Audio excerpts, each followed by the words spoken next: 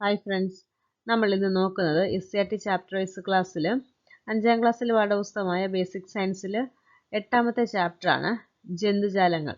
ഈ ഒരു ചാപ്റ്ററോട് കൂടി 5ാം ക്ലാസ്സിലെ ബേസിക് സയൻസിലെ ചാപ്റ്ററെല്ലാം നമ്മൾ കവർ ചെയ്തിട്ടുണ്ട്. ഓക്കെ, ഇതിന് ശേഷം നമുക്ക് 6ാം ക്ലാസ്സിലെ ടെക്സ്റ്റ് ബുക്ക് നോക്കി തുടങ്ങണം. അതോടൊപ്പം തന്നെ നമുക്ക് പഴയ 5ാം ക്ലാസ്സിലെ പുസ്തകങ്ങളൂടെ നോക്കണം. ഓക്കെ, ചില പോയിന്റുകളൊക്കെ ഇതിനകത്ത് മിസ്സായിട്ടുണ്ട് നമുക്ക്. അപ്പോൾ ആ പുസ്തകം കൂടെ വെച്ച് പഠിക്കുമ്പോൾ ഒരു ധാരണയുണ്ടാവും. ശരി, നമുക്ക് ക്ലാസ്സിലേക്ക് പോവാം. പാഠഭാഗത്ത് ഒരു മാവ് കാണിച്ചിട്ടുണ്ട്. മാവിൽ നിറയെ മാങ്ങായുണ്ട്. കുട്ടികൾ മാങ്ങ പറിക്കുകയാണ്. അപ്പോൾ അവർ അത് കഴിക്കുന്നതിനിടയിൽ ചോദിക്കുകയാണ്, ഈ മാങ്ങായ്ക്കുള്ളിൽ എങ്ങനെയാണ് പുഴു വന്നതെന്ന്. നമ്മളും ചിന്തിച്ചിട്ടുണ്ട്. നല്ല മാങ്ങയൊക്കെ പൂളി നോക്കുമ്പോൾ അതിനകത്ത് എന്ത് കാണാറുണ്ട്? പുഴുക്കളെ കാണാറുണ്ട് അല്ലേ? അപ്പോൾ നമ്മൾ ചെറുപ്പത്തിലേയും ചിന്തിച്ചിട്ടുണ്ട്, എങ്ങനെയാണ് പുഴുക്കൾ ഇതിൽ വന്നതെന്നല്ലേ? ഒരു മുറിപ്പാട് പോലും കാണത്തില്ല. പക്ഷേ മാങ്ങായ്ക്കുള്ളിൽ നിറയെ എന്തായിരിക്കും? പുഴുക്കളായിരിക്കും. അത് ചിന്തിക്കാത്തവർ ആരും ഉണ്ടാവില്ല അല്ലേ? അപ്പോൾ നമ്മൾ പഴങ്ങളിൽ മാത്രമാണോ പുഴുക്കളെ കണ്ടിട്ടുള്ളത്? അല്ലല്ലേ, നമ്മുടെ ചുറ്റുപാടും നമ്മൾ കണ്ടിട്ടുണ്ട്. ചെടികളിൽ കാണാറുണ്ട്. പിന്നെ പച്ചക്കറികളിൽ അല്ലെങ്കിൽ അഴുകിയ വസ്തുക്കളിലൊക്കെ നമ്മൾ ഇതിനെ കാണാറുണ്ട്, പുഴുക്കളെ കാണാറുണ്ട്. നമ്മൾ ഒരു തരത്തിലെ പുഴുക്കളെ മാത്രമാണോ കാണുന്നത്? അല്ല, വിവിധ തരത്തിലുള്ള പുഴുക്കളെ നമ്മൾ നമ്മുടെ പരിസരത്ത് കാണാറുണ്ട്. ശരി, നമ്മൾ ചിന്തിച്ചിട്ടുണ്ടോ ഈ പുഴുക്കൾ എങ്ങനെയാണ് ഉണ്ടാകുന്നതെന്ന്? എങ്ങനെയാണ് ഈ പുഴുക്കൾ ഉണ്ടാകുന്നത്? ചില പ്രാണികളുടെ മുട്ട വിരിഞ്ഞാണ് പുഴു ഉണ്ടാവുന്നത്.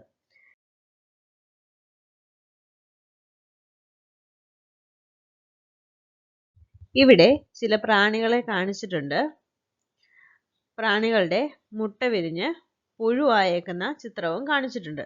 നോക്കിക്കേ, ബട്ടർഫ്ലൈയുടെ കാണിച്ചിട്ടുണ്ട്, അതുപോലെ തന്നെ ഈച്ചയുടെ കാണിച്ചിട്ടുണ്ട്, വണ്ടിൻ്റേത് കാണിച്ചിട്ടുണ്ട്, തേനീച്ചയുടേതും കാണിച്ചിട്ടുണ്ട്. ഓക്കെ, നമ്മൾ മനസ്സിലാക്കി പഴങ്ങൾക്കുള്ളിലെ പുഴുക്കൾ പ്രാണികളുടെ മുട്ട വിരിഞ്ഞ് ഉണ്ടാകുന്നതാണെന്ന്. ഫലങ്ങളുടെ വളർച്ചയുടെ ഏതെങ്കിലും ഒരു ഘട്ടത്തിൽ പ്രാണികൾ എന്ത് ചെയ്യുന്നു? ഫലങ്ങൾക്കുള്ളിൽ മുട്ടയിട്ട് പിന്നീട് ഫലം പാകമാകുമ്പോൾ മുട്ട വിരിഞ്ഞ് പുഴുക്കൾ ഉണ്ടാകുന്നു. ഇനി ഇവിടെ നോക്കിക്കേ, മാമ്പഴത്തിന്റെ വളർച്ചയുടെ ആദ്യഘട്ടത്തിൽ പഴയീച്ചകൾ മാങ്ങയുടെ പുറന്തോടിൽ സൂചി പോലുള്ള അവയവം കൊണ്ട് കുത്തി മുട്ടകൾ മാങ്ങയ്ക്കുള്ളിൽ നിക്ഷേപിക്കുന്നു. മാങ്ങ പാകമാകുന്നതോടെ ഈ മുട്ടകൾ വിരിഞ്ഞ് അവയുടെ ലാർവകൾ മാംസളമായ ഭാഗം ഭക്ഷിച്ച് വളരുന്നു. ഇതാണ് മാമ്പഴം മുറിക്കുമ്പോൾ കാണുന്ന പുഴുക്കൾ. അടുത്ത നോക്കിക്കേ, മാങ്ങയുടെ വിത്തിനുള്ളിൽ ഉണ്ടാകുന്ന പുഴുക്കൾക്ക് കാരണം മാങ്ങാവണ്ടുകൾ ചെറിയ മാങ്ങയുടെ തൊലിപ്പുറത്ത് മുട്ടയിടുന്നതാണ്. മുട്ട വിരിഞ്ഞുണ്ടാകുന്ന ലാർവകൾ തൊലി തുരന്ന് മാങ്ങയ്ക്കുള്ളിൽ കിടക്കുന്നു. ഈ വിത്തിനുള്ളിൽ പ്രവേശിച്ച് മാങ്ങ പഴുക്കുന്നതോടെ വളർച്ച പൂർത്തിയാക്കി വണ്ടുകളായി മാറുന്നു. നമ്മൾ 2 തരത്തിലുള്ള പുഴുക്കളെയും കണ്ടിട്ടുണ്ടല്ലേ മാങ്ങ മുറിക്കുമ്പോൾ. ശരി, നോക്കിക്കേ, ഇവിടെ ഒരു ചിത്രം കാണിച്ചിട്ടുണ്ട്. ചിത്രത്തിൽ എന്താ കാണുന്നത്? ഒരു ജീവിയുടെ ജീവിതചക്രം കാണിച്ചേക്കും അല്ലേ? അതെന്തായിട്ട് മാറുന്നെന്ന് കാണിക്കുന്നുണ്ട്. മുട്ട വിരിഞ്ഞിട്ട് എന്തായിട്ട് മാറുന്നു? ലാർവയായിട്ട് മാറുന്നു. ലാർവ പിന്നീട് എന്തായി മാറുന്നു? പ്യൂപ്പയായിട്ട് മാറുന്നു. അതിനുശേഷം അതൊരു പ്രാണിയായിട്ട് മാറുകയാണ്. അതിൻ്റെ പേരെന്താണ്? ആൻറ്റിലയൺ ലേസ്വിങ് എന്നാണ് അതിൻ്റെ പേര്. അപ്പോൾ നമ്മളൊക്കെ കണ്ടിട്ടുള്ള തുമ്പിയാണ്. തുമ്പിയെ കണ്ടിട്ടുണ്ടല്ലോ എല്ലാവരും? അപ്പോൾ തുമ്പിയായിട്ടാണ് അത് മാറുന്നത്. നോക്കിക്കേ, മുട്ട വിരിഞ്ഞുണ്ടാകുന്ന കുഴിയാനയ്ക്ക് മാതൃജീവിയുടെ സാദൃശ്യം തോന്നുന്നുണ്ടോ? ഉണ്ടോ? മുട്ട വിരിഞ്ഞിട്ട് അതെന്താണ്? കുഴിയാനയായിട്ട് മാറുമോ അല്ലേ? നേരെ തുമ്പിയായിട്ടാണോ മാറുന്നത്? അല്ല, കുഴിയാനയായിട്ടാണ് മാറുന്നത്. അപ്പോൾ മാതൃജീവിയോട് അതിന് സാദൃശ്യമില്ല. ശരി, കുഴിയാനയ്ക്ക് പിന്നീട് ഉണ്ടാകുന്ന മാറ്റങ്ങൾ എന്തൊക്കെയാണെന്ന് നോക്കിക്കേ. ആൻറ്റ്ലൈൻ ലേസ്വിങ് എന്ന ഒരിനം ചിറകുള്ള പ്രാണിയുടെ ലാർവയാണ് കുഴിയാന. എന്താണ്? ആൻറ്റ്ലൈൻ ലേസ്വിങ് എന്ന ഒരിനം ചിറകുള്ള പ്രാണിയുടെ ലാർവയാണ് കുഴിയാന. കണ്ടോ? പൂഴിമണ്ണിൽ ഫണലിന്റെ ആകൃതിയിൽ കുഴി ഉണ്ടാക്കി ഉറുമ്പ് പോലുള്ള ചെറു പ്രാണികളെ ഭക്ഷിച്ചാണ് ഇവ ജീവിക്കുന്നത്. കുഴിയാന ഇങ്ങനെ കുഴി ഉണ്ടാക്കി എല്ലാവരും കണ്ടിട്ടുണ്ടാകുമല്ലോ. ചെറുപ്പത്തിലൊക്കെ കുഴിയാനയുടെ കുഴി നമ്മൾ തോണ്ടി കുഴിയാനയൊക്കെ എടുത്ത് മണ്ണൊക്കെ ഇട്ടിട്ട് നമ്മൾ എന്ത് ചെയ്യുമായിരുന്നു? അതിനെ ഇങ്ങനെ എഴയിപ്പിക്കുമായിരുന്നു അല്ലേ? കുഴിയാന എങ്ങനെയാണ്? പുറമോട്ട് എഴയുന്നതായിട്ടാണ് നമുക്ക് തോന്നുന്നത്. അങ്ങനെ ചെയ്യാത്തവർ കാണില്ലല്ലോ. ഓക്കെ, അപ്പോൾ ഫണലിൻ്റെ ആകൃതി എന്ന് പറഞ്ഞാൽ എന്താ? ചോർപ്പില്ലേ, നമ്മളിങ്ങനെ ലിക്വിഡൊക്കെ ഇങ്ങനെ ഒഴിച്ച് മാറ്റാൻ വേണ്ടിയിട്ട്, പോകാതിരിക്കാൻ വേണ്ടിയിട്ട് ഫണൽ ഉപയോഗിക്കത്തില്ല. അതാണ് ഈ ഫണൽ എന്ന് പറയുന്നത്. ഒരു ചോർപ്പാണ്. അതേ ആകൃതിയിലാണ് അത് കുഴി ഉണ്ടാക്കുന്നത്. അതവിടെ പറയുന്നത്. ശരി. ഉറുമ്പിനെ പിടിക്കുന്നത് കൊണ്ട് ഇംഗ്ലീഷിൽ ആൻഡ് ലയൺ എന്നാണ് കുഴിയാനകൾക്ക് പേര്. എന്താണ്? And lion. അപ്പോൾ ഉറുമ്പിനെ പിടിക്കുന്നപ്പോൾ ഉറുമ്പൊക്കെ ഇങ്ങനെ എഴിഞ്ഞു പോകുമ്പോൾ ആ ചോർപ്പ് പോലെ ഉണ്ടാക്കിയിട്ടേക്കുന്ന ആ കുഴിയിലേക്ക് എന്ത് ചെയ്യും? ഉറുമ്പ് വീഴും. അപ്പോൾ ഉറുമ്പിന് അതിൽ നിന്ന് കയറി വരാൻ പറ്റത്തില്ല. ഉറുമ്പ് ഇങ്ങനെ കയറും തോറും എന്ത് ചെയ്യും? കുഴിയാൻ അതിനകത്തിരുന്ന് അനങ്ങി മണ്ണിങ്ങനെ ഇട്ടുകൊണ്ടിരിക്കും. അപ്പോൾ എന്ത് ചെയ്യും? ആ ഉറുമ്പ് അതിലേക്ക് താന്നു പോകും. അങ്ങനെ ഇത് അതിനെന്ത് ചെയ്യുകയാണ്? ആഹാരം ആക്കുകയാണ് ചെയ്യുന്നത്. ശരി. ഈ ലാർവ മൺതരികളും നേർത്ത നൂലും ഉപയോഗിച്ച് ഒരു കൂടുണ്ടാക്കി പ്യൂപ്പയായി മാറുന്നു. ഈ ലാർവ മൺതരികളും നേർത്ത നൂലും ഉപയോഗിച്ച് ഒരു കൂടുണ്ടാക്കി പ്യൂപ്പയായി മാറുന്നു. പ്യൂപ്പയ്ക്ക് മാറ്റങ്ങൾ സംഭവിച്ചാണ് പ്രാണി ഉണ്ടാകുന്നത്. പ്യൂപ്പയ്ക്ക് മാറ്റങ്ങൾ സംഭവിച്ചാണ് പ്രാണി ഉണ്ടാകുന്നത്. ഈ സമയത്തൊക്കെ ഇതിൻ്റെ തോലൊക്കെ ഇത് അഴിച്ചഴിച്ച് മാറ്റുന്നുണ്ട് കേട്ടോ. ശരി, നോക്കിക്കേ. ഇവിടെ എന്താണ്? പാറ്റയുടെ ഒരു ജീവിതചക്രം കാണിച്ചിട്ടുണ്ട്. അപ്പോൾ പാറ്റ കുഞ്ഞുങ്ങൾ പാറ്റയെ പോലെയാണോ? ആണോ? അല്ല. നമ്മൾ പാറ്റ കുഞ്ഞുങ്ങളെ കാണുമ്പോൾ പാറ്റ കുഞ്ഞുങ്ങൾക്ക് ചിറകൊക്കെ കാണാറുണ്ടോ? ഉണ്ടോ? ഇല്ല. അപ്പോൾ നോക്കിക്കേ, ഇവിടെ എന്താണ്? മുട്ട പിന്നീട് എന്തായി മാറുന്നു? ഒരു പാറ്റ കുഞ്ഞായിട്ട് മാറുന്നുണ്ട്. പാറ്റ കുഞ്ഞിന് ആ പറയുന്ന സ്റ്റേജ് എന്താണ്? നിംഫ് എന്നാണ് പറയുന്നത്. നിംഫ്. അതിനുശേഷം പൂർണ്ണ വളർച്ചയെത്തിയ പാറ്റയായിട്ട് മാറുന്നു. ഓക്കെ, നോക്കിക്കേ, നിംഫ് എന്നാണ് ഇവയെ വിളിക്കുന്നത്. അപ്പോൾ പാറ്റ കുഞ്ഞുങ്ങളെ വിളിക്കുന്നതാണ് നിംഫ്. നിംഫ് വിവിധ വളർച്ചാഘട്ടത്തിലൂടെ കടന്നുപോയി പൂർണ്ണ വളർച്ചയെത്തിയ ജീവിയായി മാറുന്നു. ഇതിനിടെ പലതവണ അതിൻ്റെ പുറംചട്ട പൊഴിച്ചു കളയുന്നു. അപ്പോൾ എന്താണ്? ചെറിയ ജീവികളൊക്കെ അതിൻ്റെ ഫൈനൽ സ്റ്റേജ് എത്തുന്ന ആ ടൈം ആകുമ്പോഴത്തേന് എന്ത് ചെയ്യും? അതിന് പഴയ ആ പുറംചട്ടകൾ അത് മാറ്റിക്കൊണ്ടിരിക്കും. ഓക്കെ, നോക്കിക്കേ, എന്താ ചെയ്യുന്നത്? നിംഫ് വിവിധ വളർച്ചാഘട്ടത്തിലൂടെ കടന്നു പോകുമ്പോൾ പൂർണ്ണ വളർച്ചയെത്തിയ ജീവിയായി മാറുന്നു. ഇതിനിടെ പലതവണ അതിൻ്റെ പുറംചട്ട പൊളിച്ച് കളയുന്നു. നോക്കിക്കേ, രൂപാന്തരണം. ജീവികളിൽ 2 തരത്തിൽ രൂപാന്തരണം ഉണ്ട്. ഏതൊക്കെയാണ്? പൂർണ്ണ രൂപാന്തരണം. ഇതിൽ മുട്ട, ലാർവ, പ്യൂപ്പ, പൂർണ്ണ വളർച്ചയെത്തിയ ജീവി എന്നിങ്ങനെ 4 ഘട്ടങ്ങളുണ്ട്. മുട്ട വിരിഞ്ഞുണ്ടാകുന്ന ലാർവയ്ക്ക് മാതൃജീവിയോട് സാദൃശ്യമുണ്ടോ? സാദൃശ്യമില്ല. നമ്മളിപ്പോൾ ഇവിടെ കണ്ടായിരുന്നു. തുമ്പി ഉണ്ടായത് എങ്ങനെയായിരുന്നു? മുട്ട വിരിഞ്ഞിട്ട് ലാർവയായിട്ട് മാറി, പിന്നീട് പ്യൂപ്പയായിട്ട് മാറി, പിന്നീടാണ് പൂർണ്ണ വളർച്ചയെത്തി പ്രാണിയായിട്ട് മാറുന്നത് നമ്മൾ കണ്ടത് അല്ലേ? അപ്പോൾ മുട്ട വിരിഞ്ഞുടനെ എന്താണ്? മാതൃജീവിയോട് സാദൃശ്യം കാണിക്കുന്നുണ്ടോ? സാദൃശ്യം കാണിക്കുന്നില്ല. വിവിധതരം പ്രാണികളിൽ ലാർവകളെ വ്യത്യസ്ത പേരുകളിൽ അറിയപ്പെടുന്നു. നമ്മളിപ്പോൾ കണ്ടായിരുന്നു. എന്താണ്? കുഴിയാനയുടെ കണ്ടില്ലേ? കുഴിയാനയുടേത് നമ്മൾ കണ്ടു. ആ ലാർവയ്ക്ക് പറയുന്ന പേരാണ് കുഴിയാന. തുമ്പിയുടെ ആ ലാർവയ്ക്ക് പറയുന്ന പേരാണ് എന്ത്? കുഴിയാന എന്ന്. നമ്മൾ കാറ്റർപില്ലർ കേട്ടിട്ടുണ്ട് അല്ലേ? കാറ്റർപില്ലർ ചിത്രശലഭത്തിൻ്റെതാണ്. മാഗോട്ട്സ് ഈച്ചകളുടേതാണ്. അതുപോലെ തന്നെ ഗ്രബ്സ് വണ്ടുകളുടേതാണ്. ഓക്കെ, ഇവ ഭക്ഷണം കഴിച്ചു വളർന്ന് പ്യൂപ്പയായി മാറുന്നു. പ്യൂപ്പയ്ക്ക് കൊക്കൂൺ എന്ന കവചം ഉണ്ടാകും. കൊക്കൂണിനുള്ളിൽ പല മാറ്റങ്ങളും സംഭവിച്ച് പൂർണ്ണ വളർച്ചയെത്തിയ ജീവിയായി രൂപാന്തരണം സംഭവിക്കുന്നു. ലാർവയുടെയും വളർച്ചയെത്തിയ പ്രാണിയുടെയും ഭക്ഷണം വ്യത്യസ്തമാണ്. ശരിയല്ലേ? ലാർവ എന്താണ്? ഇങ്ങനെ നമ്മൾ കണ്ടിട്ടുണ്ട്. ഇലകളും അങ്ങനെയുള്ള പഴങ്ങളോ ചീഞ്ഞതോ അളിഞ്ഞതോ ഒക്കെ തിന്നുന്നത് നമ്മൾ കണ്ടിട്ടുണ്ട് അല്ലേ? അപ്പോൾ എന്താണ്? ലാർവയുടെയും വളർച്ചയെത്തിയ പ്രാണിയുടെയും ഭക്ഷണം വ്യത്യസ്തമാണ്. ശലഭങ്ങൾ, തേനീച്ച, ഉറുമ്പ്, വണ്ട്, ഈച്ച എന്നിവയിൽ പൂർണ്ണ രൂപാന്തരണമാണ് നടക്കുന്നത്. അതുപോലെ തന്നെ നോക്കിക്കേ, ഉഭയജീവികളിലും പൂർണ്ണ രൂപാന്തരണമുണ്ട്. അതിന് ഉദാഹരണം കൊടുത്തേക്കുന്നത് തവളയാണ്. നമ്മൾ കണ്ടിട്ടുണ്ട്. തവള എന്താണ്? വെള്ളത്തിൽ മുട്ടയിട്ടിട്ട് പിന്നീട് എന്താണ്? അത് മാക്രിക്കുഞ്ഞുങ്ങളായിട്ട് മാറും അല്ലേ? മാക്രിക്കുഞ്ഞുങ്ങൾ പിന്നീട് എന്താണ്? അടുത്ത ഘട്ടത്തിലൂടെ കടന്നൊക്കെയാണ് തവളയായിട്ട് മാറുന്നത് അല്ലേ? അന്ന് അതിന് വാലൊക്കെ ഉണ്ട്, പിന്നീട് വാലൊന്നും ഇല്ല. അങ്ങനെയല്ലേ മാറുന്നത്? നമ്മൾ ആദ്യം കരുതുന്നത് എന്താണ്? മീനാണെന്നല്ലേ കരുതുന്നേ? ഓക്കെ, ഓർത്തു വെക്കുക. ഉഭയജീവിക്ക് ഉദാഹരണമാണ് എന്ത്? തവള. അടുത്തത് അപൂർണ രൂപാന്തരണം. എന്താണ് അപൂർണ രൂപാന്തരണം എന്ന് പറഞ്ഞാൽ? ഇത് കാണപ്പെടുന്ന ജീവികളിൽ മുട്ട വിരിഞ്ഞുണ്ടാകുന്ന നിംഫുകൾക്ക് മാതൃജീവിയോട് ചില സാദൃശ്യങ്ങൾ ഉണ്ടാകും. നമ്മളിപ്പോൾ കണ്ടായിരുന്നു. ആരെയാ? പാറ്റയെ കണ്ടില്ലേ? പാറ്റയ്ക്ക് ചെറിയ സാദൃശ്യമൊക്കെ മാതൃജീവിയോടെ ഉണ്ട്. എന്നാൽ ചിറകില്ലെന്ന് നമ്മൾ കണ്ടില്ലേ?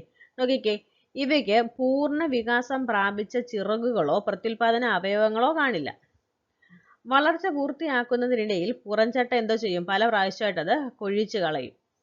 നിംഫ് പൂർണ്ണ വളർച്ചയെത്തിയ ജീവികളായി മാറുന്നു.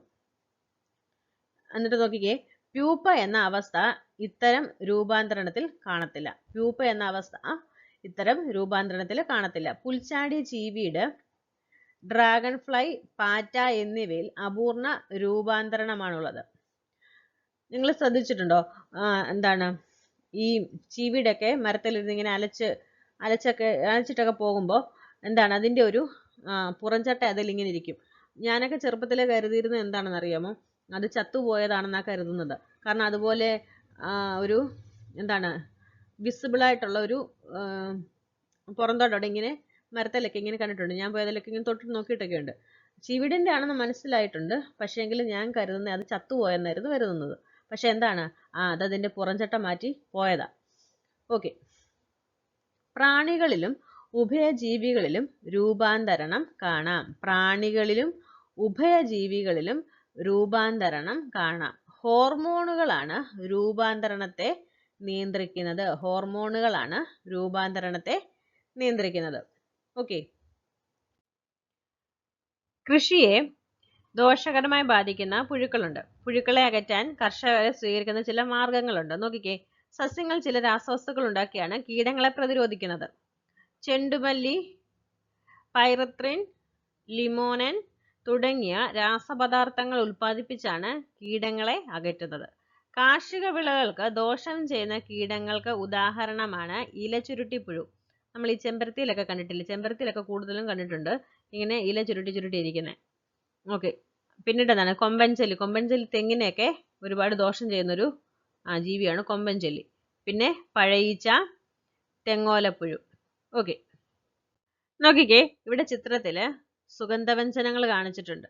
ഏലം, കുരുമുളക്, ഗ്രാമ്പൂ, കറുവപ്പട്ടയൊക്കെ. അപ്പോൾ ധാന്യങ്ങൾ സൂക്ഷിച്ചു വെക്കുമ്പോൾ അല്പം സുഗന്ധവ്യഞ്ജനങ്ങളും അതിൽ ഇടാറുണ്ട്. എന്തിനു വേണ്ടിയിട്ടായിരിക്കും?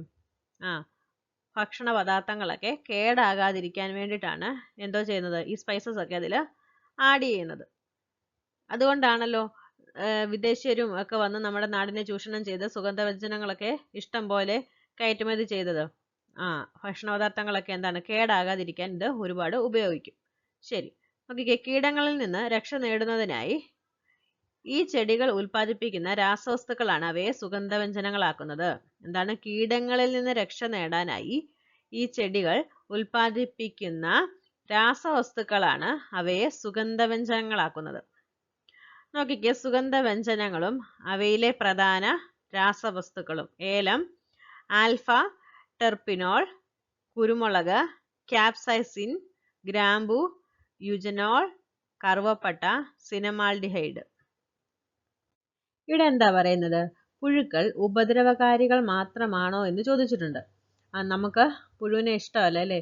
പുഴു എന്താണ് നമ്മളുടെ ദേഹത്തൊക്കെ തൊട്ടാൽ ചൊറിഞ്ഞ് നമുക്ക് ബുദ്ധിമുട്ടാവും. എന്നാൽ നോക്കിക്കേ, അവയ്ക്ക് എന്താ പറയാനുള്ളതെന്ന്. ഞങ്ങളെ ആഹാരമാക്കുന്ന നിരവധി ജീവികളുണ്ട്. ഞങ്ങളില്ലെങ്കിൽ അവയ്ക്ക് നിലനിൽപ്പില്ല. നമുക്കറിയാമല്ലേ, പക്ഷികളൊക്കെ എന്താണ് പുഴുവിനെയാണ് ഭക്ഷണമാക്കുന്നത്. ഇനി നോക്കിക്കേ, ഞങ്ങളിൽ നിന്നുണ്ടാകുന്ന പ്രാണികൾ പല പൂക്കളിലും പരാഗണം നടത്തുന്നു. നമുക്കറിയാം ബട്ടർഫ്ലൈ ഒക്കെ പരാഗണത്തിന് മുൻപന്തിയിൽ നിൽക്കുന്ന ആൾക്കാരാണ് അല്ലേ? അപ്പോൾ എന്താണ്, അവര് പരാഗണം നടത്തുന്നുണ്ട്. ചത്ത ജീവികളെയും ഭക്ഷണാവശിഷ്ടങ്ങളും തിന്ന് ഞങ്ങൾ പരിസരം വൃത്തിയാക്കുന്നു. ഇപ്പോൾ ചീഞ്ഞതും അഴുകിയതും ഒക്കെ ആരാണ് ഭക്ഷണമാക്കുന്നത്? പുഴുക്കളാണ്. എന്തെങ്കിലും ഒരു സാധനം അളിഞ്ഞൊക്കെ ഇരിക്കുകയാണെങ്കിൽ, ചീഞ്ഞതൊക്കെ ആണെങ്കിൽ അവിടെ ആരെത്തും? പുഴുക്കളെത്തും. അപ്പോൾ പുഴുക്കൾ ഉപദ്രവകാരികളാണോ?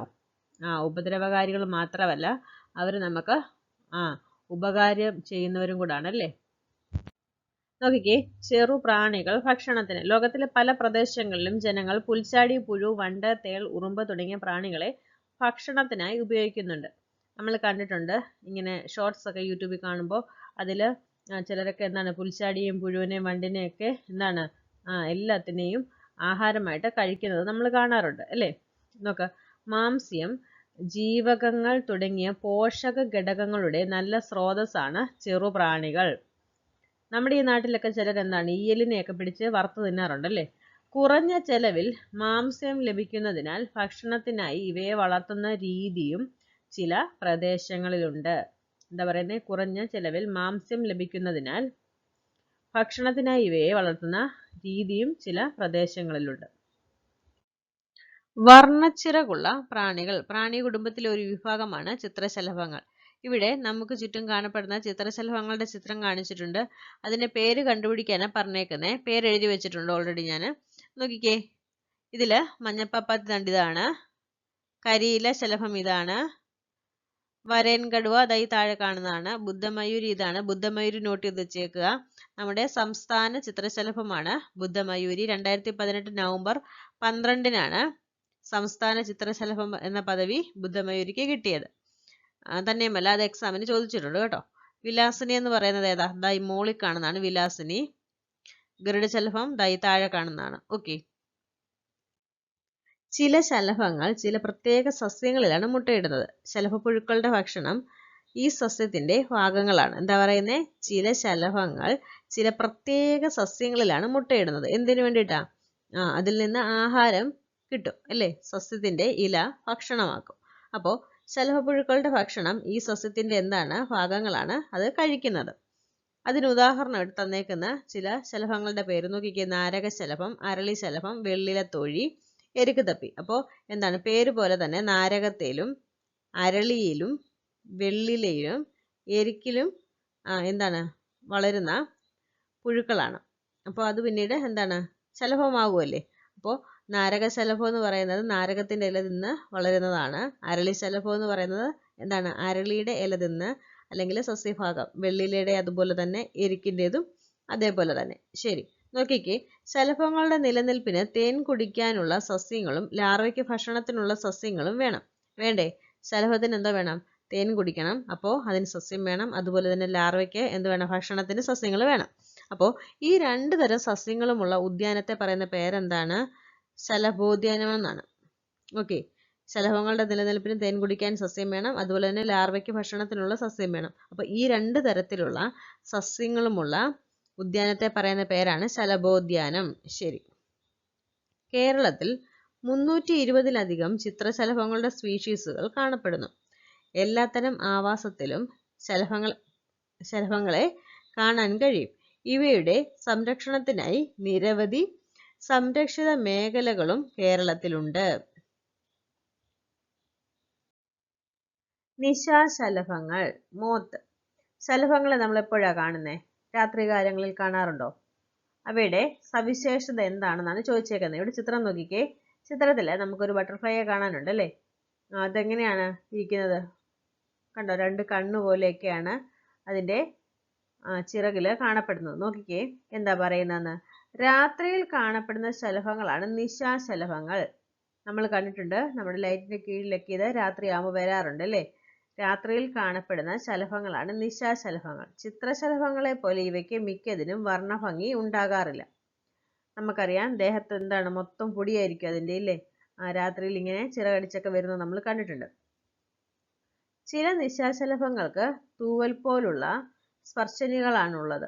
ഒരു തരം നിശാശലഭത്തിന്റെ ലാർവയുണ്ടാക്കുന്ന കൊക്കൂണിൽ നിന്നാണ് പട്ടുനൂൽ ഉൽപ്പാദിപ്പിക്കുന്നത്. ഒരു തരം നിശാശലഭത്തിന്റെ ലാർവയുണ്ടാക്കുന്ന കൊക്കൂണിൽ നിന്നാണ് പട്ടുനൂൽ ഉൽപ്പാദിപ്പിക്കുന്നത്. അടുത്ത് നോക്കിക്കേ. വെങ്കണ്ണ നീലി. പകൽ നേരങ്ങളിൽ കാണുന്ന നീല നിറമുള്ള ശലഭമാണ് വെങ്കണ്ണ നീലി. പലപ്പോഴും ഇവയെ ചിത്രശലഭങ്ങളായി തെറ്റിദ്ധരിക്കാറുണ്ട്. എന്നാൽ പകൽ കാണുന്നതും നീല നിറവും ഒഴിച്ചാൽ ഇവയുടെ മറ്റ് സവിശേഷതകൾ നിശാശലഭങ്ങളുടേതാണ്. അതുകൊണ്ട് ഇവയെ നിശാശലഭത്തിന്റെ കുടുംബത്തിലാണ് ഉൾപ്പെടുത്തിയിട്ടുള്ളത്. വെങ്കണ്ണ മരത്തിന്റെ ഇലകളിൽ മുട്ടയിടുന്നത് കൊണ്ടാണ് ഈ പേര് വന്നത്. എന്താണ്? വെങ്കണ്ണ മരത്തിന്റെ ഇലകളിൽ മുട്ടയിടുന്നതുകൊണ്ടാണ് ഇതിന് ഈ പേര് വന്നിട്ടുള്ളത്. ഓക്കെ. നോക്കിക്കേ. ചിത്രശലഭവും നിശാശലഭവും തമ്മിലുള്ള വ്യത്യാസം നോക്കാം. ചിത്രശലഭങ്ങളെ നോക്കിക്കേ. ആന്റിന മെലിഞ്ഞതും മുകളിലോട്ട് വളഞ്ഞതുമായിരിക്കും. ആന്റിന മെലിഞ്ഞതും മുകളിലോട്ട് വളഞ്ഞതുമായിരിക്കും ചിത്രശലഭങ്ങൾക്ക്. പകൽ സജീവമാണ്. ചിറകുകൾ കൂടിച്ചേർന്ന് വിശ്രമിക്കുന്നു. സിൽക്ക് കൊക്കൂൺ കാണുന്നില്ല. നല്ല നിറങ്ങളുള്ള ചിറകുകൾ ശരീരം മെലിഞ്ഞതാണ്. അതുപോലെ നിശാശലഭത്തിന് നോക്കിക്കേ, തൂവൽ അല്ലെങ്കിൽ ചിപ്പ് പോലെ ആകൃതിയുള്ള തടിച്ച ആന്റിന, രാത്രികാലത്ത് സജീവമാകും, ചിറകുകൾ വിടർത്തി വിശ്രമിക്കുന്നു. നമ്മൾ കണ്ടിട്ടുണ്ട് ലൈറ്റിന്റെ ചുവട്ടിൽ ചിറകുകളൊക്കെ നിവർത്തിയാണത് ഇരിക്കുന്നത് അല്ലേ. പ്യൂപ്പകൾക്കായി സിൽക്ക് നൂലുകൊണ്ട് കൊക്കൂണിൽ നിർമ്മിക്കുന്നു. പ്യൂപ്പകൾക്കായി സിൽക്ക് നൂലുകൊണ്ട് കൊക്കൂണിൽ നിർമ്മിക്കുന്നു. നിറം കുറഞ്ഞ ചിറകുകളാണ്, ശരീരം തടിച്ചതും നിറയെ രോമങ്ങൾ ഉള്ളതുമായിരിക്കും. ഓക്കെ, അപ്പോൾ ചിത്രശലഭവും നിശാശലഭവും തമ്മിലുള്ള വ്യത്യാസം മനസ്സിലായല്ലോ. ചെറുജീവികളുടെ ലോകം. നമ്മുടെ ചുറ്റും നിരവധി ജീവികളുണ്ട് അല്ലെ. ചെറിയ ജീവികൾ നമുക്ക് ചുറ്റും ഇഷ്ടം പോലെയുണ്ട്. ഇവിടെ കുറച്ച് ജീവികളുടെ ചിത്രം കാണിച്ചിട്ടുണ്ട്. നമുക്ക് ഏതൊക്കെയാന്ന് നോക്കാം. എന്തുണ്ട്? ഉറുമ്പുണ്ട്, കടന്നല് പോലത്തെ ഒരു ജീവിയുണ്ട്, തേളുണ്ട്, തുമ്പിയുണ്ട്, പിന്നെന്താണ്, പഴുതാരയുണ്ട്, ചിലന്തിയുണ്ട്. ഇതെന്താ? പേൻ പോലെ ഉണ്ടല്ലേ, തലയിലെ പേൻ പോലെയുണ്ട്. നമ്മുടെ പരിസരത്ത് എല്ലായിടത്തും കാണപ്പെടുന്ന ചെറിയ ജീവിയാണല്ലോ ഉറുമ്പ്. എല്ലാ ഉറുമ്പുകളും ഒരേ ഇനത്തിൽപ്പെട്ടതാണോ? ആണോ? എല്ലാ ഉറുമ്പും ഒരേപോലെയുള്ളതാണോ? അല്ല. നമ്മൾ പലതരത്തിലെ പേരുകളുള്ള ഉറുമ്പിനെ കണ്ടിട്ടുണ്ട് അല്ലേ. ചോണനുറുമ്പുണ്ട്, പിന്നെന്താണ്, ചവന്തീനി ഉറുമ്പുണ്ട്, കട്ടുറുമ്പുണ്ട് അല്ലേ, നെയ്യനുറുമ്പുണ്ട്. അങ്ങനെ എന്തൊക്കെയോ പേരുകളിൽ കുറേ ഉറുമ്പുകളുണ്ട് നമുക്ക് ചുറ്റും. ശരി, നോക്കിക്കേ, പലധർമ്മങ്ങൾ സമൂഹമായി കഴിയുന്ന ജീവികളാണ് ഉറുമ്പുകൾ. എന്താ പറയുന്നേ? സമൂഹമായി കഴിയുന്ന ജീവികളാണ് ഉറുമ്പുകൾ. നമ്മൾ കാണത്തില്ലേ, എപ്പം നോക്കിയാലും ഉറുമ്പുകൾ കൂട്ടമായിട്ടാണ് നടക്കുന്നത് അല്ലേ. മുട്ടയിടുക, ഭക്ഷണം ശേഖരിക്കുക, ശത്രുക്കളിൽ നിന്ന് സംരക്ഷണം നൽകുക എന്നീ ജോലികൾ ചെയ്യുന്ന വ്യത്യസ്ത വിഭാഗം ഉറുമ്പുകളെ ഈ കൂട്ടത്തിൽ നമുക്ക് കാണാനായിട്ട് സാധിക്കും. ശരിയല്ലേ? അവര് ഒരുമിച്ചാണ് എല്ലാ കാര്യങ്ങളും ചെയ്യുന്നത്. ശരി, നോക്കിക്കേ, ചിറകുള്ള ഉറുമ്പുകൾ. നമ്മൾ കണ്ടിട്ടുണ്ട് ചിറകുള്ള ഉറുമ്പുകളൊക്കെ വന്ന് നമ്മുടെ ദേഹത്തൊക്കെ വന്നിരുന്ന് കടിക്കാറുണ്ടല്ലേ. നമുക്കതിനെ പേടിയാ. ഇനി ഞങ്ങൾക്കും പറക്കാം. നോക്കിക്കേ, ഉറുമ്പുകൾക്ക് എപ്പോഴാണ് ചിറക് മുളയ്ക്കുന്നതെന്ന് നോക്കുന്നേ. നോക്ക്, പ്രത്യുൽപാദന ധർമ്മം നിർവഹിക്കുന്ന ആൺ പെൺ ഉറുമ്പുകൾ കൂട്ടിൽ നിന്ന് ചിറക് മുളച്ച് പുറത്തു വരുന്നു. ഇവ മറ്റൊരു കൂട്ടിലെ ആൺ പെൺ ഉറുമ്പുകളുമായി ഇണചേരുകയും പുതിയ കൂടുകൾ ഉണ്ടാക്കുകയും ചെയ്യുന്നു. നമ്മൾ പറന്നു വരുന്ന ഉറുമ്പിനെ എന്തോ ചെയ്യും? കൊന്നു കളയാറുണ്ടല്ലേ. അവ എന്തിനു വേണ്ടിയിട്ടാണ് ശരിക്കും ചിറക് വെച്ച് വരുന്നത്? പ്രത്യുൽപാദന ധർമ്മം നിർവഹിക്കാൻ വേണ്ടിയിട്ടാണ്. ഓക്കെ, ഒന്നുകൂടെ വായിക്കാം. പ്രത്യുൽപാദന ധർമ്മം നിർവഹിക്കുന്ന ആൺ പെൺ ഉറുമ്പുകൾ കൂട്ടിൽ നിന്ന് ചിറക് മുളച്ച് പുറത്തു വരുന്നു. ഇവ മറ്റൊരു കൂട്ടിൽ ആൺ പെൺ ഉറുമ്പുകളുമായി ഇണചേരുകയും പുതിയ കൂടുകൾ ഉണ്ടാക്കുകയും ചെയ്യുന്നു. ഓക്കെ, സമൂഹമായി ജീവിക്കുന്ന മറ്റ് പ്രാണികളാണ് ചിതൽ, തേനീച്ച, കടന്നൽ, വെട്ടുകിളി, ആഫിഡുകൾ. ചിതൽ, തേനീച്ച, കടന്നൽ, വെട്ടുകിളി, ആഫിഡുകൾ ഇവയൊക്കെ എന്താണ്? സമൂഹത്തോടെയാണ് ജീവിക്കുന്നത്, അതായത് കൂട്ടായിട്ട്. നമ്മൾ കാണുന്നുണ്ടല്ലോ അല്ലേ. പ്രാണികളുടെ ശരീരം. പ്രാണികളുടെ ശരീരഭാഗങ്ങളായ സ്പർശിനികൾ, കാലുകൾ, ചിറകുകൾ എന്നിവ നമുക്ക് നോക്കാം. എന്തെല്ലാം സവിശേഷതകളാണ് അതിന്റെ ശരീരത്തിനുള്ളതെന്ന് നോക്കാം. നോക്കിക്കേ, പ്രാണികളുടെ ശരീരത്തെ ശിരസ്, നെഞ്ച്, ഉടൽ എന്നീ 3 ഭാഗങ്ങളായിട്ടാണ് തിരിച്ചിട്ടുള്ളത്. ഒരു ജോഡി സ്പർശിനികൾ, ആന്റിനകൾ തലയിൽ കാണുന്നു. സംയുക്ത നേത്രങ്ങളാണ് പ്രാണികൾക്കുള്ളത്. ഭക്ഷണരീതിക്കനുസരിച്ച് വദനഭാഗങ്ങൾ കാണാം. 3 ജോഡി കാലുകളുണ്ട്. ഇവ കൂടിച്ചേർന്നവയാണ്. 2 ജോഡി ചിറകുകളാണ് മിക്ക പ്രാണികൾക്കുമുള്ളത്. ചില പ്രാണികൾക്ക് 1 ജോഡി ചിറകുകൾ മാത്രമാണുള്ളത്. ഉദാഹരണം, ഈച്ച, കൊതുക്, പഴയീച്ച. ചിലത് ചിറകില്ലാത്തവയുമാണ്. പേൻ, മൂട്ട, ഇരട്ടവാലൻ ഇവയുടെ ജീവിതചക്രത്തിൽ രൂപാന്തരണം കാണപ്പെടുന്നു. പേൻ, മൂട്ട, ഇരട്ടവാലൻ ഇവയുടെ ജീവിതചക്രത്തിൽ രൂപാന്തരണം കാണപ്പെടുന്നുണ്ട്. നോക്കിക്കേ, നമ്മൾ അടുത്തായിട്ട് നോക്കുന്നത് മത്സ്യത്തെക്കുറിച്ചാണ്. നമുക്കറിയാം, മത്സ്യങ്ങൾ ജീവിക്കുന്നത് എവിടെയാണ്? മത്സ്യങ്ങൾ ജീവിക്കുന്നത് ജലത്തിലാണ് അല്ലേ. മത്സ്യങ്ങൾ ജീവിക്കുന്നത് ജലത്തിലാണ്. അവ എങ്ങനെയാണ് ശ്വസിക്കുന്നത്? ജലത്തിൽ ലയിച്ചു ചേർന്നിട്ടുള്ള ഓക്സിജനാണ് അവ ശ്വസനത്തിന് വേണ്ടിയിട്ട് ഉപയോഗിക്കുന്നത്. അതെങ്ങനെയാണ്? വായിലൂടെ അകത്തേക്ക് എടുക്കുന്ന ജലത്തിലെ ഓക്സിജൻ ചെകിളപ്പൂക്കളിലൂടെ കടന്നു പോകുമ്പോൾ രക്തത്തിലേക്ക് എന്ത് ചെയ്യുന്നു? വിനിമയം ചെയ്യുന്നു. വായിലൂടെ അകത്തേക്ക് എടുക്കുന്ന ജലത്തിലെ ഓക്സിജൻ ശകലങ്ങൾക്കിടയിലൂടെ അല്ലെങ്കിൽ ചെകിളപ്പൂക്കളിലൂടെ കടന്നു പോകുമ്പോൾ രക്തത്തിലേക്ക് വിനിമയം ചെയ്യുന്നു. ഓക്കെ, അങ്ങനെയാണ് അവ ശ്വസിക്കുന്നത്. ഇനി നോക്കിക്കേ, ശകലങ്ങളെ കൂടാതെ നേരിട്ട് അന്തരീക്ഷവായു ശ്വസിക്കാനാവുന്ന താൽക്കാലിക സംവിധാനമുള്ള മത്സ്യങ്ങളാണ് ഈൽ, മുഷി, വരാൽ. മുഷിയൊക്കെ നമ്മൾ പിടിച്ചിട്ട് കരയിൽ എത്ര നേരം ഇട്ടാലും അവ ചത്തുപോകുന്നുണ്ടോ? ഇല്ല. അവയ്ക്ക് താൽക്കാലികമായിട്ട് ശ്വസിക്കാനുള്ള സംവിധാനമുണ്ട്. ഓക്കെ, ചെകിളപ്പൂക്കളിലൂടെ അല്ലാതെ നേരിട്ട് അന്തരീക്ഷവായു ശ്വസിക്കാനാകുന്ന താൽക്കാലിക സംവിധാനമുള്ള മത്സ്യങ്ങളാണ് മുഷി, വരാൽ, ഈല്. ഇനി നോക്കിക്കേ, മത്സ്യങ്ങൾ എങ്ങനെ ഉണ്ടാവുന്നത്? മുട്ട വിരിഞ്ഞാണ് മത്സ്യങ്ങൾ ഉണ്ടാവുന്നത് അല്ലേ? മത്സ്യക്കുഞ്ഞുങ്ങൾ ഉണ്ടാവുന്നത് മുട്ട വിരിഞ്ഞാണ്. നമ്മുടെ നാട്ടിലെ മത്സ്യങ്ങൾ മുട്ടയിടുന്നത് ഏതൊക്കെ മാസങ്ങളിലാണെന്ന് അറിയാമോ? ഏതൊക്കെ മാസങ്ങളിലാണ്? ഏപ്രിൽ അല്ലെങ്കിൽ മെയ് മാസങ്ങളിലാണ് നമ്മുടെ നാട്ടിലെ മത്സ്യങ്ങൾ മുട്ടയിടുന്നത്. ഓക്കെ, ഏതൊക്കെ മാസങ്ങളിലാണ് ട്രോളിംഗ് നിരോധനം ഉള്ളത്? ഏതൊക്കെ മാസങ്ങളാണ്? ജൂൺ, ജൂലൈ മാസങ്ങളിലാണ് നമ്മുടെ കേരള തീരങ്ങളിൽ ട്രോളിംഗ് നിരോധനം ഏർപ്പെടുത്തിയിരിക്കുന്നത്. എന്തിനു വേണ്ടിയിട്ടാണ് ട്രോളിംഗ് നിരോധനം? എന്തിനു വേണ്ടിയിട്ടാണ് ട്രോളിംഗ് നിരോധനം ഏർപ്പെടുത്തിയിരിക്കുന്നത്? മത്സ്യങ്ങളുടെ പ്രജനന കാലഘട്ടമായതിനാലും ആ പ്രക്രിയ തടസ്സപ്പെടാതിരിക്കാൻ വേണ്ടിയിട്ടുമാണ് എന്ത് ചെയ്യുന്നത്? ട്രോളിംഗ് നിരോധനം ഏർപ്പെടുത്തുന്നത്. അങ്ങനെ ചെയ്താൽ എന്തോ പറ്റും? മത്സ്യസമ്പത്ത് ഇല്ലാതാകും അല്ലേ? അപ്പോൾ അങ്ങനെ സംഭവിക്കാതിരിക്കാനാണ് ട്രോളിംഗ് നിരോധനം ഏർപ്പെടുത്തുന്നത്. ഓക്കെ, ഇനി നോക്കിക്കേ, നമ്മൾ സാൽമൺ എന്ന് പറയുന്ന ഒരു മത്സ്യത്തെക്കുറിച്ച് കേട്ടിട്ടുണ്ട്.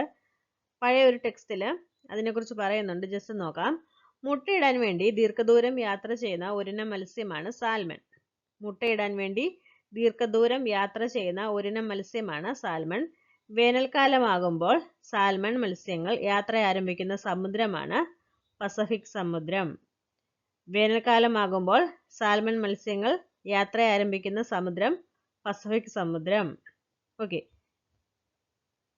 സാൽമൺ മത്സ്യങ്ങളുടെ യാത്ര അവസാനിക്കുന്നത് 2500 കിലോമീറ്റർ അകലെയുള്ള വടക്കേ അമേരിക്കൻ നദികളിലാണ്. സാൽമൺ മത്സ്യങ്ങളുടെ യാത്ര അവസാനിക്കുന്നത് എവിടെയാണ്? 2500 കിലോമീറ്റർ അകലെയുള്ള വടക്കേ അമേരിക്കൻ നദികളിലാണ്. യാത്ര ആരംഭിക്കുന്ന സമുദ്രം ഏതാണ്? പസഫിക് സമുദ്രമാണ്. അവസാനിക്കുന്നത് എവിടെയാണ്? വടക്കേ അമേരിക്കൻ നദികളിലാണ്. ഓക്കെ, നദികളുടെ പ്രഭവസ്ഥാനത്തെത്തി മുട്ടയിട്ട് കഴിയുന്നതോടെ അവ കൂട്ടത്തോടെ മണൽത്തിട്ടകളിൽ ചത്തൊടുങ്ങുന്നു. എന്താ ചെയ്യുന്നത്? നദികളുടെ പ്രഭവസ്ഥാനത്തെത്തി മുട്ടയിട്ട് കഴിഞ്ഞതോടെ എന്ത് സംഭവിക്കുന്നു? അവ കൂട്ടത്തോടെ മണൽത്തിട്ടകളിൽ ചത്തൊടുങ്ങുന്നു. മുട്ട വിരിഞ്ഞുണ്ടാകുന്ന കുഞ്ഞുങ്ങൾ തിരികെ സമുദ്രത്തിലേക്ക് യാത്രയാകുന്നു. മുട്ട വിരിഞ്ഞുണ്ടാകുന്ന കുഞ്ഞുങ്ങൾ തിരികെ സമുദ്രത്തിലേക്ക് യാത്രയാകുന്നു. ഓക്കെ, നോക്കിക്കേ, ചില മത്സ്യങ്ങൾ അവയുടെ ശരീരത്തിനുള്ളിൽ വെച്ച് തന്നെ മുട്ട വിരിയിക്കുന്നുണ്ട്. അതിനുദാഹരണമാണ് സ്രാവ്. ഇനി നോക്കിക്കേ, ഊത്തക്കയറ്റം എന്താണെന്ന്? ഊത്തക്കയറ്റം ജൂൺ മാസങ്ങളിൽ കാലവർഷം എത്തുന്നതോടെ പ്രജനനം നടത്തുന്നതിനായി മത്സ്യങ്ങൾ കൂട്ടമായി കൈത്തോടുകൾ, വയലുകൾ, ചെറുതടാകങ്ങൾ, കായലുകൾ തുടങ്ങിയ ജലാശയങ്ങളിലേക്ക് നടത്തുന്ന യാത്രയാണ് ഊത്തക്കയറ്റം എന്നറിയപ്പെടുന്നത്. എന്താണ്? ജൂൺ മാസങ്ങളിൽ കാലവർഷം എത്തുന്നതോടെ പ്രജനനം നടത്തുന്നതിനായി മത്സ്യങ്ങൾ കൂട്ടമായി കൈത്തോടുകൾ, വയലുകൾ, ചെറുതടാകങ്ങൾ, കായലുകൾ തുടങ്ങിയ ജലാശയങ്ങളിലേക്ക് നടത്തുന്ന യാത്രയാണ് ഊത്തക്കയറ്റം എന്നറിയപ്പെടുന്നത്. മുട്ടയിടുന്നതിനായി മത്സ്യങ്ങൾ ദേശാടനം നടത്തുന്ന ഈ സമയത്ത് അവയെ പിടിക്കുന്നത് മത്സ്യസമ്പത്ത് കുറയ്ക്കാൻ ഇടയാക്കും. ഈ സമയത്തെ മീൻപിടുത്തം നിയമവിരുദ്ധമാണ്. കണ്ടോ, നമ്മൾ പറഞ്ഞായിരുന്നു ജൂൺ, ജൂലൈ മാസങ്ങളിലാണ് ട്രോളിംഗ് നിരോധനം ഏർപ്പെടുത്തുന്നത്. ആ സമയത്ത് എന്താണ്? മത്സ്യങ്ങളുടെ പ്രജനന കാലഘട്ടമാണ്. ഓക്കെ, അടുത്ത് നോക്കിക്കേ, ഉഭയജീവികൾ. ഇവിടെ എന്താ അവർ പറയുന്നത് നോക്കിക്കേ. നമ്മുടെ ആമ്പൽക്കുളത്തിൽ ഇതാ നിറയെ മീൻ. ഒരു കുട്ടി കാണിച്ചു പറയുകയാണ്. മറ്റേ കുട്ടി എന്താ പറയുന്നേ? അത് മീനല്ല, വാൽമാക്രികളാ. വാൽമാക്രി എന്താ? നമുക്കറിയാം, തവളയുടെ കുട്ടിയാണ് അല്ലേ? തവളയുടെ കുട്ടിയാണ് വാൽമാക്രി. നോക്കാം, നോക്കിക്കേ, ഇവിടെ തവളയുടെ ലൈഫ് സൈക്കിൾ കാണിച്ചിട്ടുണ്ട്. എഗ്ഗ് കാണിച്ചിട്ടുണ്ട്. എഗ്ഗിൽ നിന്ന് എന്താണ് ആ ഒരു മാക്രിയുടെ രൂപമായിട്ട് വരുന്നുണ്ട്. പിന്നീട് എന്താണ് അതിന് കാലുകൾ വരുന്നുണ്ട്. പിന്നീട് എന്താണ് തവളയുടെ ഏകദേശ രൂപമായി മാറുന്നുണ്ട്. പിന്നെ അഡൽട്ട് തവളയായിട്ട് മാറുകയാണ്. കണ്ടോ? അപ്പോൾ ഇതാണ് ഫ്രോഗിൻ്റെ ലൈഫ് സൈക്കിൾ കാണിച്ചേക്കുന്നത്. ഫ്രോഗ് പറയുന്ന കാര്യങ്ങൾ എന്തൊക്കെയാണെന്ന് നോക്കിക്കേ. ജീവിതചക്രത്തിൻ്റെ ആദ്യഘട്ടം പൂർണ്ണമായും ജലത്തിലാണ്. ശരിയല്ലേ? മാക്രി ആയിരിക്കുമ്പോൾ അത് എന്താണ് ജലത്തിലാണ് ജീവിക്കുന്നത്. നമുക്കറിയാം ആദ്യം എന്താണ് ഒരു കുഞ്ഞ് മാക്രി ആയിരിക്കും അല്ലേ, കുഞ്ഞിതായിരിക്കും. പിന്നീട് കുറച്ചുകൂടെ വലിപ്പം വെക്കുമ്പോൾ എന്താണ് അതിന് കൈ കാലുകളൊക്കെ പയ്യെ വരാൻ തുടങ്ങും. അതിനുശേഷം പൂർണ്ണമായിട്ടും ഏകദേശം ഒരു എന്താണ് തവളയുടെ സാമ്യം വരും. എന്നാലും വാല് കാണും അല്ലേ. പിന്നീട് എന്താണ് വാലില്ലാണ്ടായി ഒരു പൂർണ്ണ വളർച്ചയെത്തിയ തവളയായിട്ട് മാറുവാണ്. അതാണ് പറയുന്നത്. നമുക്കറിയാം നമ്മൾ കുഞ്ഞായിരിക്കുന്ന മാക്രിയെ പിടിച്ച് കരയിലിട്ടാൽ എന്താ പറ്റും? അത് ചത്തുപോകും അല്ലേ. അപ്പോൾ ജീവിതത്തിൻ്റെ ആദ്യഘട്ടം പൂർണ്ണമായും ജലത്തിലാണ്. വളർച്ച എത്തിയ ഞങ്ങൾ കരയിലും വെള്ളത്തിലുമായി ജീവിക്കുന്നു. വളർച്ച എത്തിയ ശേഷം എന്താ ചെയ്യും? അതിന് വെള്ളത്തിൽ കിടന്നില്ലെങ്കിലും അത് ജീവിക്കും, വെള്ളത്തിൽ കിടന്നാലും അത് ജീവിക്കും അല്ലേ. രണ്ട് തരത്തിലും അതിന് ജീവിക്കാനായിട്ട് സാധിക്കും. തവളകൾ നട്ടെല്ലുള്ള ജീവികളാണ്. തവളകൾക്ക് നട്ടെല്ലുണ്ട്. ഞങ്ങളെ ഉഭയജീവികൾ എന്നാണ് പറയുന്നത്. എന്താ പറയുന്നത്? ഉഭയജീവികൾ എന്നാണ് തവളകളെ പറയുന്നത്. തവളകൾ ഉഭയജീവികളിൽ വരുന്ന ഒരു ആനിമലാണ്. ഓക്കെ, നോക്കിക്കേ. സിസീലിയനുകൾ കേരളത്തിൽ കണ്ടുവരുന്ന മറ്റൊരു ഉഭയജീവി വിഭാഗമാണ് സിസീലിയനുകൾ. ഓക്കെ, ഉഭയജീവി വർഗത്തിന് ഉദാഹരണം എന്തൊക്കെയാണ്? ഉഭയജീവിക്ക് ഉദാഹരണം ഏതൊക്കെയാണ്? തവളയുണ്ട്, സിസീലിയനുകളുണ്ട്, അതുപോലെ തന്നെ സാലമാൻഡറും ഉണ്ട്. ഓക്കെ, കേരളത്തിൽ കണ്ടുവരുന്ന മറ്റൊരു ഉഭയജീവി വിഭാഗമാണ് സിസീലിയനുകൾ. പ്രാദേശികമായി ഇവ കുരുടികൾ എന്ന് അറിയപ്പെടുന്നു. പ്രാദേശികമായി ഇവയെ വിളിക്കുന്നത് എന്താണ്? കുരുടികൾ. കണ്ണുകൾ സുതാര്യമായ ത്വക്കുകൊണ്ട് മൂടിയിരിക്കും. കണ്ണുകൾ സുതാര്യമായ ത്വക്കുകൊണ്ട് മൂടിയിരിക്കും. അതുകൊണ്ടായിരിക്കും അങ്ങനെ ഒരു പേര് വന്നേക്കുന്നത്, കുരുടികൾ. പലപ്പോഴും ഇവയെ പാമ്പുകളായി തെറ്റിദ്ധരിക്കാറുണ്ട്. നോക്കിക്കേ, കാലുകളില്ലാത്ത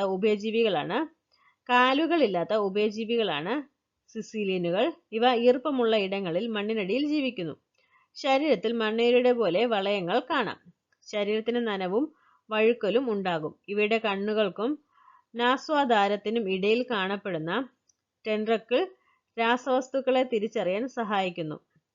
സിസീലിയനുകൾ മാംസഭുക്കുകളാണ്.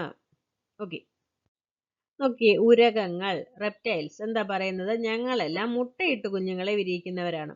അപ്പോൾ റെപ്റ്റൈൽസ് എന്ന് പറയുന്നത് എന്താണ്? മുട്ടയിട്ട് കുഞ്ഞുങ്ങളെ വിരിയിക്കുന്ന വർഗമാണ്.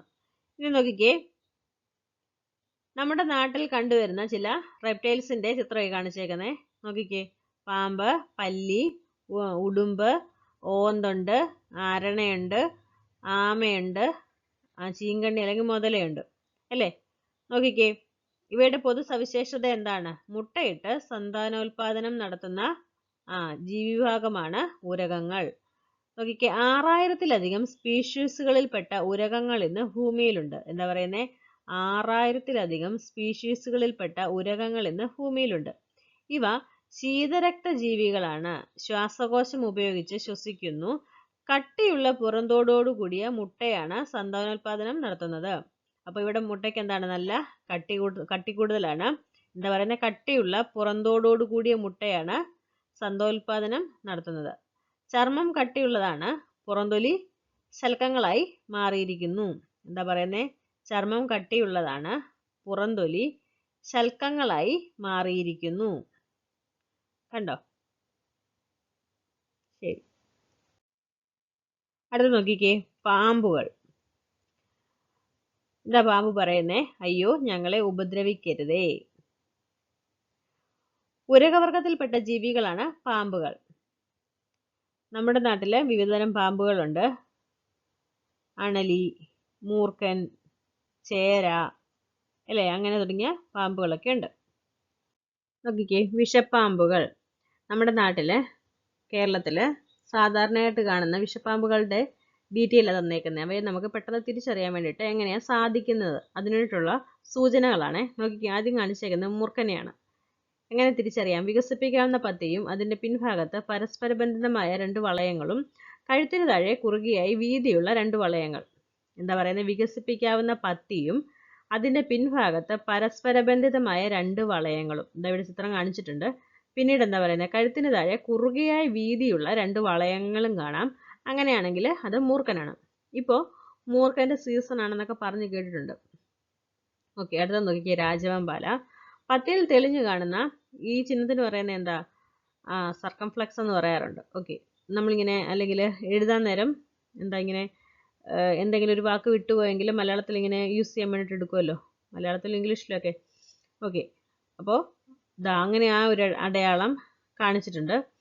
5 മീറ്റർ വരെ നീളം, ശരീരത്തിന്റെ മുൻഭാഗത്ത് വളയങ്ങൾ, വാലിന് നല്ല കറുപ്പായിരിക്കും. 5 മീറ്റർ വരെ നീളം കാണും, ശരീരത്തിന്റെ മുൻഭാഗത്ത് വളയങ്ങൾ കാണും. അടുത്ത നോക്ക്, ശംഖുവരയൻ, വെള്ളിക്കെട്ടൻ എന്നൊക്കെ പറയും. ശംഖുവരയൻ. ശരീരത്തിന് കുറുകെ തെളിഞ്ഞ വെള്ള വരകൾ, കറുത്തിരുണ്ട നിറം. എങ്ങനെയാണ്? ശരീരത്തിന് കുറുകെ തെളിഞ്ഞ വെള്ള വരകളുണ്ട്, കറുത്തിരുണ്ട നിറമാണ്. അടുത്തത് അണലി, ചേനത്തണ്ടൻ എന്ന് പറയും. ത്രികോണാകൃതിയിലുള്ള വലിയ തലയാണ്. ശരീരത്തിൽ ചങ്ങല പോലെയുള്ള പുള്ളികൾ കാണാം.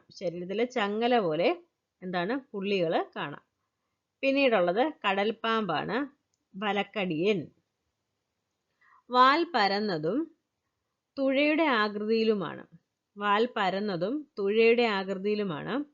പുറത്ത് വൃത്താകൃതിയിലുള്ള ഇരുണ്ട വളയങ്ങൾ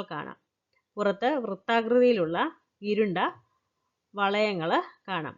അപ്പോൾ ഈ ഒരു അടയാളങ്ങളൊക്കെ വെച്ചിട്ട് നമുക്ക് നമ്മുടെ പരിസരത്ത് വരുന്ന പാമ്പുകളെ തിരിച്ചറിയാനായിട്ട് സാധിക്കും. നോക്കിക്കേ, കൂടുതൽ പാമ്പുകളും വിഷമില്ലാത്തവയാണ്. കേരളത്തിൽ കാണുന്നവയിൽ ആകെ 5 ഇനം പാമ്പുകൾക്കേ വിഷമുള്ളൂ. അപ്പോൾ നമ്മുടെ കേരളത്തിൽ കാണുന്ന ആകെ 5 പാമ്പുകൾക്കേ എന്തുള്ളൂ? വിഷമുള്ളൂ. പാമ്പ് കടിയേറ്റാൽ എന്താ ചെയ്യേണ്ടതെന്ന് നോക്കിക്കേ. കടിയേറ്റ ഭാഗത്ത് മുറിവ് ഉണ്ടാക്കുകയോ വിഷം വലിച്ചെടുക്കാൻ ശ്രമിക്കുകയോ ചെയ്യരുത്. എല്ലാവരും ചെയ്യുന്നൊരു കാര്യമാണ് അല്ലേ? അങ്ങനെ ചെയ്യരുതെന്നാണ് പറയുന്നത്. തന്നെയല്ല, നമ്മൾ എന്തോ ചെയ്യരുത്? കടിയേറ്റ ആളെ പരിഭ്രമിപ്പിക്കരുത്, അയാളെ പേടിപ്പിക്കുകയോ ഒന്നും ചെയ്യില്ല. അയാളെ നമ്മൾ എന്തോ ചെയ്യണം? സമാധാനിപ്പിച്ച് ശാന്തത പാലിക്കാൻ സഹായിക്കണം. കഴിവതും ആൾക്ക് ധൈര്യം കൊടുക്കണം. അവരെ നമ്മൾ പേടിപ്പിക്കുകയൊന്നും ചെയ്യരുത്. ഓക്കെ, ഉടനെ ആശുപത്രിയിൽ എത്തിക്കണം. ആശുപത്രിയിൽ എത്തിക്കണം. നോക്കിക്കേ, സസ്തനികൾ, മാമൽസ്. ഇവിടെ എന്തിൻ്റെയൊക്കെ ചിത്രം കാണിച്ചിട്ടുണ്ട്? പൂച്ചയുടെ കാണിച്ചിട്ടുണ്ട്, മുയലിൻ്റെ കാണിച്ചിട്ടുണ്ട്, നായയുടെ കാണിച്ചിട്ടുണ്ട്, പശു കാണിച്ചിട്ടുണ്ട്, എരുമയെ കാണിച്ചിട്ടുണ്ട്, പിന്നെ പന്നിയെ കാണിച്ചിട്ടുണ്ട്. അപ്പോൾ ഇവയ്ക്കൊക്കെ എന്താണ് പ്രത്യേകതകളുള്ളത്? ഇവയുടെ പൊതുവായ പ്രത്യേകതകൾ എന്തൊക്കെയാണ്? ഇവിടെ കൊടുത്തേക്കുന്നത് ചെവിക്കുട ഉണ്ടെന്ന് കൊടുത്തിട്ടുണ്ട്.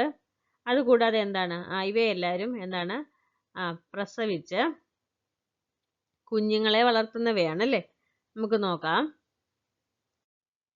കുഞ്ഞുങ്ങളെ പ്രസവിച്ച് പാലൂട്ടി വളർത്തുന്ന ജീവികളാണ് സസ്തനികൾ. കുഞ്ഞുങ്ങളെ പ്രസവിച്ച് പാലൂട്ടി വളർത്തുന്ന ജീവികളാണ് സസ്തനികൾ. ഇവിടെ ഇവരും സസ്തനികൾ എന്നും പറഞ്ഞ് കുറച്ച് വേറെ ചിത്രം കാണിച്ചിട്ടുണ്ട്. ആരൊക്കെയാണ്? തിമിംഗലം മത്സ്യമാണെങ്കിലും അതുപോലെ തന്നെ ഡോൾഫിനും മത്സ്യമാണെങ്കിലും എന്താ ചെയ്യുന്നത്? കുഞ്ഞുങ്ങളെ പ്രസവിച്ച് പാലൂട്ടി വളർത്തുന്നവയാണ് അവ രണ്ടും. വവ്വാലും പക്ഷിയുടെ കൂട്ടത്തിൽ വരുന്നതാണെങ്കിലും അതും ഒരു സസ്തനിയാണ്. അതുപോലെ തന്നെ നീർനായ ഒരു സസ്തനിയാണ്. ഓക്കെ, മത്സ്യങ്ങൾ, ഉഭയജീവികൾ, ഉരഗങ്ങൾ, പക്ഷികൾ, സസ്തനികൾ എന്നീ വിഭാഗങ്ങളിലെ ജീവികൾക്കെല്ലാം നട്ടെല്ലുണ്ട്. നോക്കിക്കേ, അന്യം നിൽക്കുന്ന ജീവികൾ എങ്ങനെയാണ് സംഭവിക്കുന്നത്? നോക്കിക്കേ, ഭൂമിയിൽ മുമ്പുണ്ടായിരുന്ന പല ജീവികളും പല കാരണങ്ങളാൽ ഇല്ലാതായിട്ടുണ്ട്. നമുക്കറിയാം, പല ജീവികളും ഇന്ന് നമ്മുടെ ലോകത്ത് നിന്ന് ഇല്ലാണ്ടായിട്ടുണ്ട്. അതിൽ അതിശൈത്യം, വരൾച്ച, ഉൽക്കാപതനം, രോഗവ്യാപനം, അഗ്നിപർവ്വത സ്ഫോടനം തുടങ്ങിയ കാരണങ്ങൾ മനുഷ്യന്റെ നിയന്ത്രണത്തിലുള്ളവയല്ല. ഇതൊക്കെ മനുഷ്യൻ ചെയ്യുന്നതാണോ? അല്ല. എന്നാൽ ജീവികളുടെ വംശനാശത്തിന്റെ പ്രധാന കാരണങ്ങളിൽ ഒന്നായ ആവാസ വ്യവസ്ഥയുടെ നാശത്തിൽ മനുഷ്യനും പങ്കുണ്ട്. കണ്ടോ, ജീവികളുടെ ആവാസ വ്യവസ്ഥ നശിപ്പിക്കുന്ന എന്ത് സംഭവിക്കും? അവയ്ക്ക് വംശനാശം വരുന്നുണ്ട്. മനുഷ്യന്റെ വിവിധ തരത്തിലുള്ള പ്രവർത്തനങ്ങൾ എന്ത് ചെയ്യുന്നുണ്ട്? ആവാസ വ്യവസ്ഥയെ ഇല്ലാതാക്കുന്നുണ്ട്. എന്തൊക്കെയാണ്? മരങ്ങൾ വെട്ടി നശിപ്പിക്കുന്നു അല്ലേ? വനനശീകരണം. അതുപോലെ എന്താണ്? കുന്നുകളും മലകളും എല്ലാം ഇടിക്കുക, വയലുകൾ ഇല്ലാതാക്കുക, ഇങ്ങനെയൊക്കെ ചെയ്യുമ്പോൾ എന്ത് സംഭവിക്കുന്നുണ്ട്? ആവാസ വ്യവസ്ഥയിൽ വലിയ മാറ്റം സംഭവിക്കുന്നുണ്ട്. ആവാസ വ്യവസ്ഥയുടെ പുനഃസ്ഥാപനം നമ്മുടെ ഉത്തരവാദിത്തമാണ്. ഇവിടെ നോക്കിക്കേ, വംശനാശ ഭീഷണി നേരിടുന്ന കേരളത്തിലെ ചില ജീവികളാണ് കൊടുത്തിട്ടുള്ളത്. കടുവാച്ചിലന്തി, മണവാട്ടിത്തവള, ഈനാമ്പേച്ചി. ഇവയൊക്കെ എന്താണ്? വംശനാശ ഭീഷണി നേരിടുന്ന ജീവികളാണ്. ജീവികളും അന്ധവിശ്വാസങ്ങളും.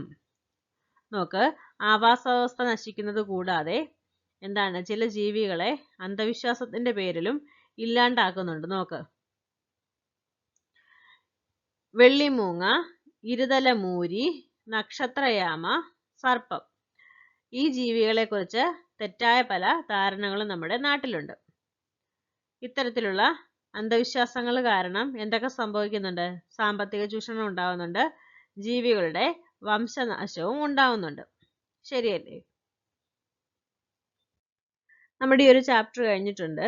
അങ്ങനെ 5ാം ക്ലാസ്സിലെ ബേസിക് സയൻസ് മൊത്തം കഴിഞ്ഞിട്ടുണ്ട്.